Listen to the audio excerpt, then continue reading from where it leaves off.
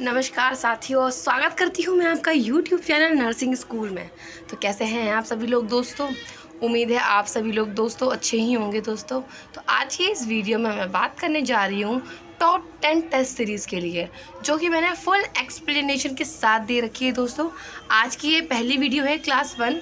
इसका जो पार्ट 2 है वो मैं कल दे दूँगी दोस्तों। हर दिन मैं रोज़ एक टेस्ट सीरीज़ लेकर आऊँगी दोस्तों, ठीक है, जिसमें फुल एक्सप्लेनेशन होगी AIIMS, GSSB, NHM, CHO, GMCH, UPPSC और भी आने वाले सभी एग्ज़ाम्स के लिए बहुत इंपॉर्टेंट क्वेश्चन रहने वाले हैं।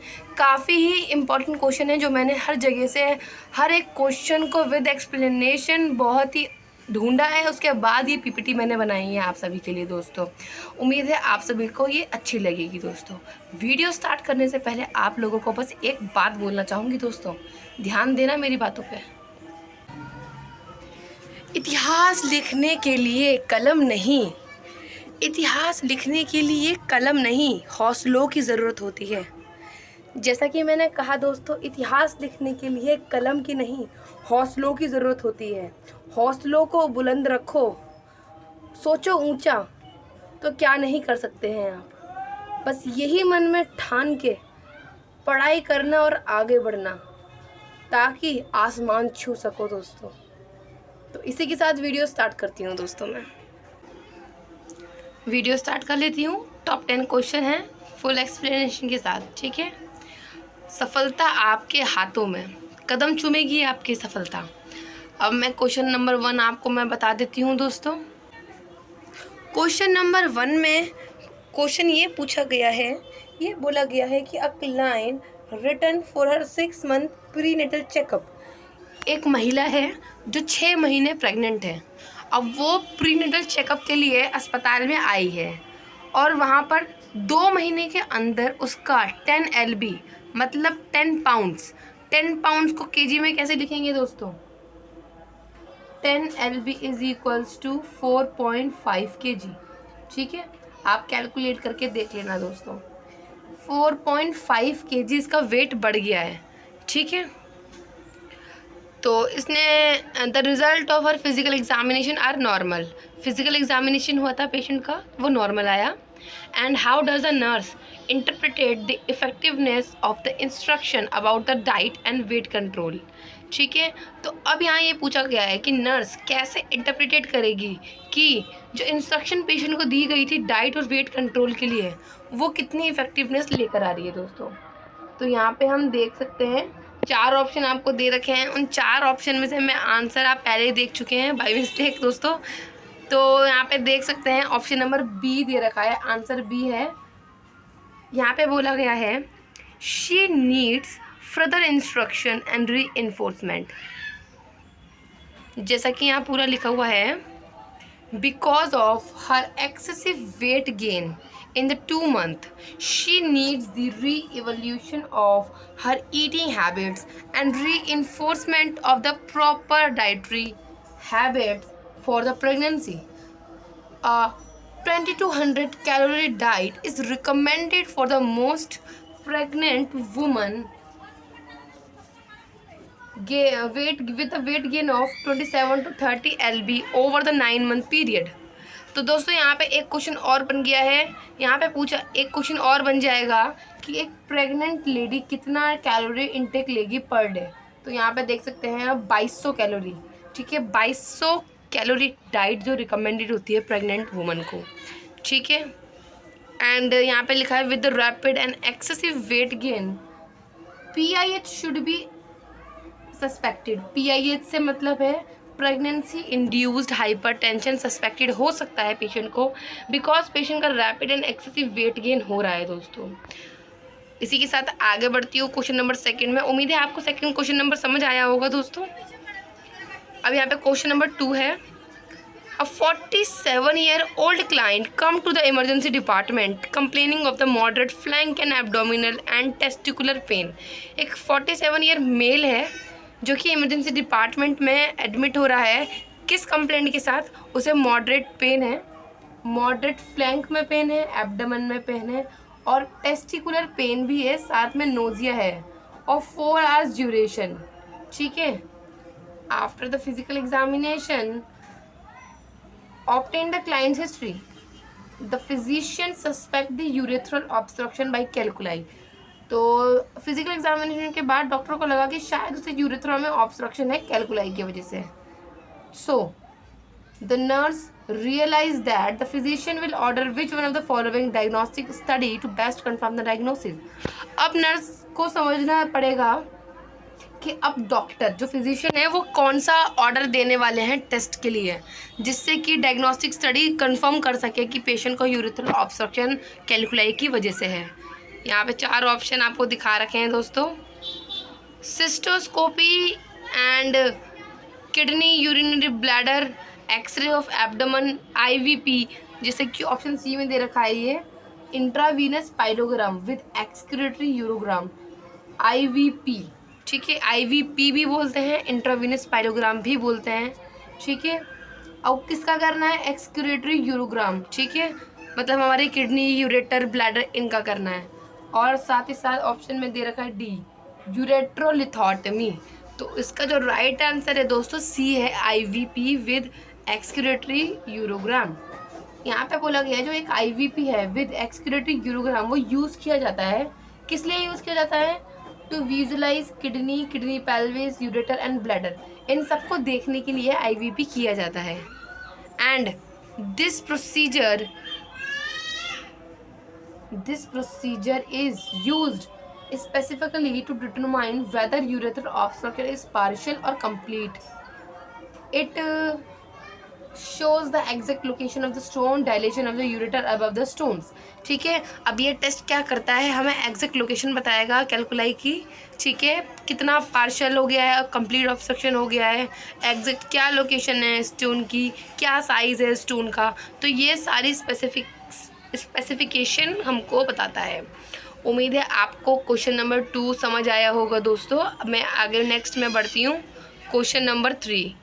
क्वेश्चन नंबर 3 में आप देख सकते हैं जैसा कि यहाँ दिखा रखा है, ये पीडियाट्रिक का क्वेश्चन बन चुका है। यहाँ पे बोला गया है a child has a nursing diagnosis, एक चाइल्ड है, बच्चा है, उसका नर्सिंग डायग्नोसिस बन रहा है fluid volume axis, fluid volume axis का इसका डायग्नोसिस बन रहा है, ठीक है, किससे रिलेटेड है, compromised regulatory mechanism, compromise regulatory mechanism की वजह से बच्चे का एक डायग्नोसिस बन रहा है फ्लूइड वॉल्यूम एक्सेस। देन तो which of the following nursing intervention is the most accurate measure to include in his care. अब यहाँ पूछा गया है कि नर्सिंग का कौन सा एक्यूरेट, मोस्ट एक्यूरेट इंटरवेंशन रहेगा जो कि बहुत हेल्पफुल रहेगा बच्चे की केयर के लिए। यहाँ पे 4 ऑप्शन आपको दिखा रखे हैं। ऑप्शन नंबर ए है weight the child twice daily on the same scale, same scale पे बच्चे का वेट करना है दिन में 2 बार, monitor intake and output, check the urine specific gravity of each voiding, and option D observe for the oedema. तो दोस्तों इसका जो राइट आंसर बनेगा ऑप्शन नंबर ए है कि बच्चे का दिन में 2 बार हमें सेम स्केल पे वेट चेक करना है। अब वेट चेक करने के लिए क्यों बोला गया है, बिकॉज जो वेट होता है हमारा जो वेट होता है वो बहुत ही सेंसिटिव इंडिकेटर होता है फ्लूइड बैलेंस का। अगर कहीं पे भी अडीमा है तो वेट गेन हो जाएगा दोस्तों, इसलिए बोला गया है मोस्ट सेंसिटिव इंडिकेटर है ये फ्लूइड बैलेंस के लिए, ठीक है दोस्तों। अब यहाँ हम नेक्स्ट क्वेश्चन पे चलते हैं। अब नेक्स्ट क्वेश्चन की बात की गई है, यहाँ पे बोला गया है कि client is being discharge from the hospital today. अब एक क्लाइंट है जो डिस्चार्ज हुआ है हॉस्पिटल से आज, the discharge teaching for the care for her colostomy. अब उसकी कोलोस्टमी के लिए जो केयर बताई गई है उसमें क्या क्या इंक्लूड किया गया है, विच of the following basic principle for protecting the skin around the stoma.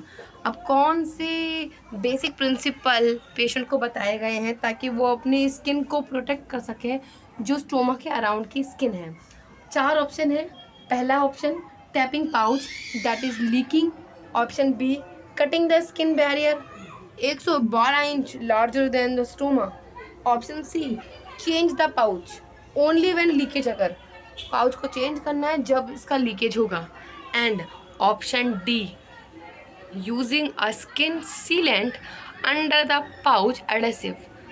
तो इसका राइट आंसर हम देख लेते हैं। इसका राइट आंसर है option number D. Option number D की बात कर रहे हैं ये कि हमें पाउच के एडेसिव को लगाने से पहले वहाँ पे स्किन सीलेंट लगाना होगा, ताकि जो हमारी ऊपर की लेयर है, ऊपर की सबसे बड़ी लेयर कौन सी है, एपिडर्मिस, वो जो एपिडर्मिस है वो इंटैक्ट रहे।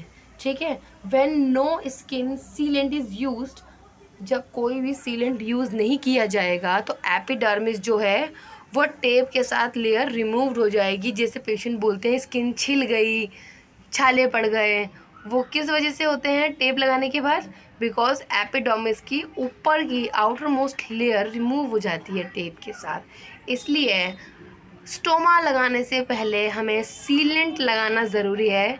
एग्जाम्पल के लिए आपको बता सकती हूँ, वो जिंक ऑक्साइड का ऑइंटमेंट आता है जो कि काफ़ी हेल्पफुल रहता है एडेसिव में लगाने के लिए। नेक्स्ट क्वेश्चन है क्वेश्चन नंबर 5। अ 22-year-old क्लाइंट, एक 22 साल का क्लाइंट है जो कि चेस्ट क्लिनिक में आया है, ठीक है, जिसको लग रहा है देख के कि पॉसिबल अस्थमा अटैक आ सकता है, और सडनली वीजिंग स्टॉप हो गई जब नर्स ने लंग असेसमेंट करना स्टार्ट किया। तो इसमें बोला गया है इनमें से कौन सा नर्सिंग इंटरवेंशन सबसे ज़्यादा इम्पॉर्टेंट रहने वाला है। दोस्तों 4 ऑप्शन आपको दे रखे हैं, 4 ऑप्शन जल्दी से जल्द फटाफट पढ़िए दोस्तों और आगे बढ़ते हैं। आप देख सकते हैं काफ़ी क्वेश्चन है मेरे बी सी और डी ऐसे एंड में लिखे हैं दोस्तों, माफ़ी चाहूँगी, वो बाई मिस्टेक टाइपिंग की गलती हुई है, इसको आप इग्नोर करें। तो राइट आंसर है option number D, establish patent airway, because यहाँ पे बोला गया है कि जो वीजिंग है, वीजिंग एक करेक्टरिस्टिक है clinical finding during asthma attack. ठीक है, अगर वीजिंग सडनली स्टॉप होती है या इंक्रीज हो जाती है, रुक जाती है, सडनली जो हमारी वीजिंग है वो रुक गई, तो फिर यूजुअली क्या इंडिकेट करती है कि जो एयरवे है वो कंप्लीट ऑब्स्ट्रक्शन हो चुका है, जिसके लिए हमें इमीडिएट ट्रीटमेंट चाहिए होगा ताकि पेशेंट को हम रेस्पिरेटरी फेलियर और रेस्पिरेटरी अरेस्ट से बचा सकें। ठीक है दोस्तों, अब आगे बढ़ते हैं क्वेश्चन नंबर 6 की तरफ। क्वेश्चन नंबर 6 में बोला गया है कि फिजिशियन ने फ्लुक्सेटिन फॉर अ डिप्रेस पेशेंट के लिए ऑर्डर करी है। अब यहाँ पे बोला गया है कि नर्स को क्या रिमेंबर रखना होगा जब वो फ्लुक्सेटिन मेडिसिन पेशेंट को देगी। 4 ऑप्शन आपको दे रखे हैं ए बी सी डी। अब आपको ये बताना है इसका राइट आंसर क्या होगा। इसका राइट आंसर आप देख सकते हैं ऑप्शन नंबर बी। यहाँ पे बोला गया है कि मेडिसिन देते वक्त तुरंत ही इसका थेरेप्यूटिक इफेक्ट नहीं आएगा, 2 से 4 हफ्ते लगेंगे इसके ट्रीटमेंट के इफेक्टिवनेस को स्टार्ट होने में दोस्तों। तो ये नर्स को ध्यान रखनी है ये बात। आगे बढ़ते हैं इसी के साथ क्वेश्चन नंबर 7 की तरफ। यहाँ पे बोला गया है कि medication were noted on the review of the clients home medication profile. एक क्लाइंट है जो घर पे दवाई खाता है, अब उसकी जो रिव्यू है इसमें बोला गया है कि कौन सी मेडिसिन है जो पोटेंशियली और एलिवेट कर सकता है सीरम डिगॉक्सिन लेवल, हमारे ब्लड में serum digoxin level, digoxin level बढ़ सकता है इन 4 में से कोई एक मेडिसिन लेने से। तो इसका राइट आंसर आप मुझे बताएंगे KCL, thyroid agent, quinidine and theophylline. इसका राइट आंसर है सी, क्वाइनेडिन। क्वाइनेडिन एक एंटी एरिथमिक मेडिसिन है जो कि इर्रेगुलर हार्ट बीट के लिए यूज़ की जाती है हार्ट पेशेंट में, और इसको लेने से पेशेंट में इंक्रीज होता है डिगॉक्सिन लेवल ड्रामेटिकली। ठीक है दोस्तों, नेक्स्ट क्वेश्चन पे चलते हैं। क्वेश्चन नंबर 8 में बोला गया है in the discussing the plan of care for a child. अब हम क्या कर रहे हैं, एक बच्चे का प्लान ऑफ केयर डिस्कस कर रहे हैं जिसमें बच्चे को क्रोनिक नेफ्रोसिस है। ठीक है, मदर के साथ केयर प्लान डिस्कस कर रहे हैं, बेबी को क्रोनिक नेफ्रोसिस है, तो नर्स क्या आइडेंटिफाई करेगी that the purpose of weighing the child. अब नर्स को ये आइडेंटिफाई करना है कि क्या पर्पस है बच्चे का वजन लेने का वेट मॉनिटर करने का क्या पर्पस है। तो 4 ऑप्शन में से कोई एक ऑप्शन है जो आपको क्लियर बताना है। A B C D, measure the adequacy of nutritional management. B, check the accuracy of food intake record. C, impress the child with the importance of eating well, and option D, determine changes in the amount of edema। तो उसका right answer हम देख लेते हैं, option number D है। Option number D में ये बोला गया है कि वेट का पर्पस ये होता है, अगर वेट में कोई भी चेंज आएगा, बढ़ जाएगा, तो इससे हमें चल जाएगा पता कि पेशेंट के बॉडी में कहीं एडिमा है। ठीक है, जैसा कि दे रखा, weight and measurement are the primary way of evaluating the fluid shift and oedema. Next question की तरफ चलते हैं, क्वेश्चन नंबर 9।